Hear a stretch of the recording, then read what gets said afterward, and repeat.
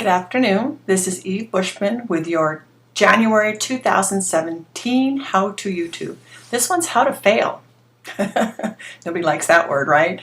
There's times in your business where you're going to be caught. You're going to be caught by a customer or a client that says you've made a mistake. And there are several ways to handle it. There's several wrong ways. Those are the things that we're going to talk about a little bit today. One of the biggest wrong ways is to get really super defensive about it and start explaining to your customer why the 15-minute wait time for the table is now 45 because another client or another person at our table is eating for too long. They don't want to hear that. Don't give excuses. Don't be defensive. And the worst thing you can do is try and correct them and tell them that they were wrong, right? These are all failures. You're not doing your business any good by trying to argue with your client or your customer about how they perceived an error. We talked about that last month, about your client's perception and how important that is in the service industry. So I'm going to talk to you about how handling a failure, handling a complaint is key. Don't do what I just told you. Don't do any of those things. Please don't do those things. If you're doing them now, stop. If your manager is doing those things now, stop. You don't need someone defensive handling your customer and your clients. This is what I did when I was a manager for many years, different kinds of industries, and before becoming a consultant. And I would have to take a step back and not talk and hold my breath and listen to the entire complaint.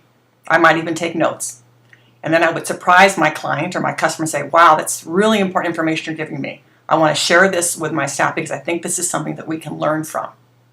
And most of the times when I said just that, they would just stop in their tracks. And some of them would get a little not defensive, but a little back up a little bit, like, oh, maybe they're being too harsh. But it was interesting to do it. It was an exercise for me to hold back what I might be feeling or defensiveness I might be coming across with and say, hey, look, let me hear what you're saying.